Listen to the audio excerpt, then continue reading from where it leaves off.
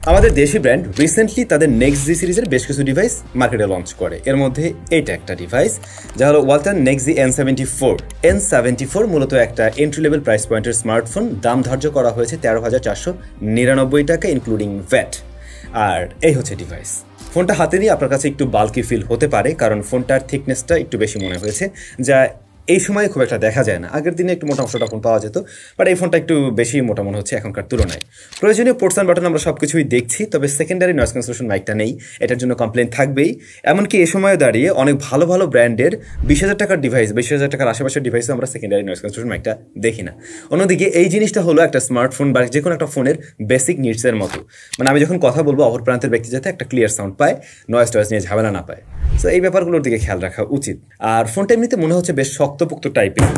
Fingerprint স্ক্যানারটা side mountain, position ঠিকঠাকই লাগছে আমার হাত অনুযায়ী, এবং এটা ফাস্ট অ্যাকুরেট কাজ করে, মানে রিডটা প্রত্যেকবারই ঠিকঠাক করে। অ্যানিমেশন ডিলে আছে একটু। রিয়ার প্যানেলে ক্যামেরা মডিউলে চেঞ্জ আনা উচিত, এই জিনিসটা দেখে দেখে একদম বোরিং হয়ে গেছে আমরা। যাই হোক, এই ফোনের যদি ডিসপ্লে সেকশনে আসি, যেখানে আমরা পেয়ে যাচ্ছি 6.8 ইঞ্চের একটা প্যানেল, যা মূলত একটা ইনসেল IPS LCD প্যানেল আর কি। 90 হার্জ হাই রিফ্রেশের দিচ্ছে এটা, যদিও এটা HD+ রেজুলেশনের।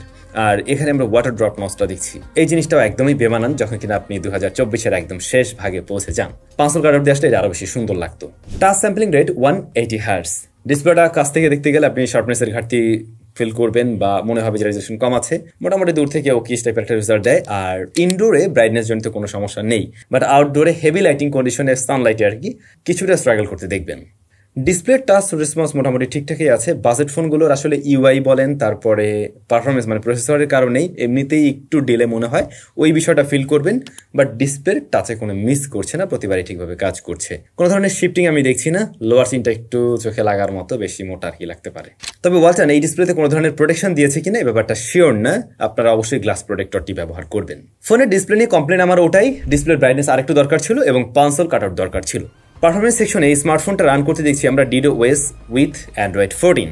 আর এটা দেশের মার্কেটে পাওয়া যাচ্ছে 128GB ভ্যারিয়েন্টে। 4GB সাথে আরও 4GB আপনারা ভার্চুয়াল র্যাম ব্যবহার করতে পারছেন। আর প্রসেসর হিসেবে রয়েছে ইউনি SoC T606, যা মূলত 12nm এর একটি SoC, এবং বলতে পারেন একেবারে এন্ট্রি লেভেলের একটা চিপ এইটা। এবং এই ফোন আসলে ওরকম পারপাস সার্ভ করার জন্যই।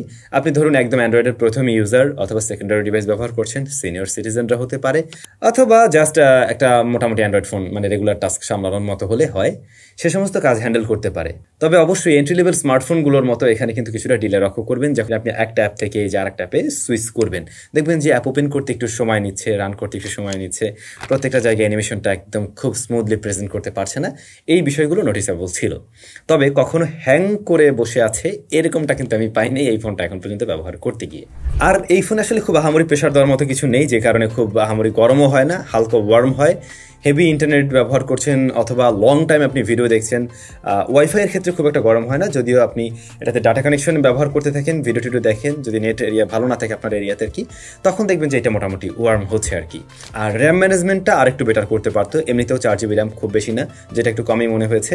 6GB দিয়ে আসলে এই প্রাইস পয়েন্ট থেকে আমি এটা নিয়ে কমপ্লেন করতাম না।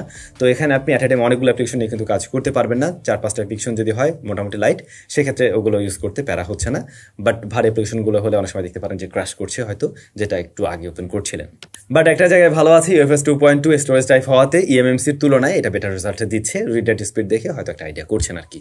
আর এই ফোনে আপনি মেমোরি কার্ড ব্যবহার করতে পারবেন 512GB পর্যন্ত, যদি প্রয়োজন হয় সেটা ব্যবহার করতে পারেন। কারণ এর যে মেইন স্টোরেজ অর্থাৎ 128GB, এইটার মিনিমাম অর্ধেক ফাঁকা রাখার ট্রাই করবেন। সেক্ষেত্রে লং রানে গিয়েও মোটামুটি একটা স্মুথ রেজাল্ট দেবে এই ডিভাইস। অন্যথায় দেখবেন এই ফোন কিছুদিন পরে গিয়ে, লাইক 6 মাসের মাথায় গিয়ে বা 3 মাসের মাথায় গিয়ে স্লো করছে, যখন আপনি এর স্টোরেজ মানে ইন্টারনাল স্টোরেজ অনেক বেশি ফুল করে ফেলেন। এই ফোন ভাই মোটেই গেমিং টেমিং করার জন্য না। যদি কেউ গেম টেম খেলার চিন্তা ভাবনা করেন, ওটা ভুল করতেছেন। এই ফোন দিয়ে আপনি একদম বেসিক 2D যে গেমগুলো রয়েছে সেগুলো প্লে করতে পারবেন, লাইক টেম্পল রান হতে পারে, ফ্রুট নিনজা হতে পারে। আমি ফ্রি ফায়ার ট্রাই করছিলাম, ওইটা না খেলার জন্য রিকমেন্ড করবো। চলে না বলবো না, চলে, একদম লোয়ার সেটিংসে মোটামুটি চলে, বাট ল্যাগের দেখা পেয়েছি, ফ্রেম ড্রপ আছে, মজা পাওয়া যাবে না ততটা।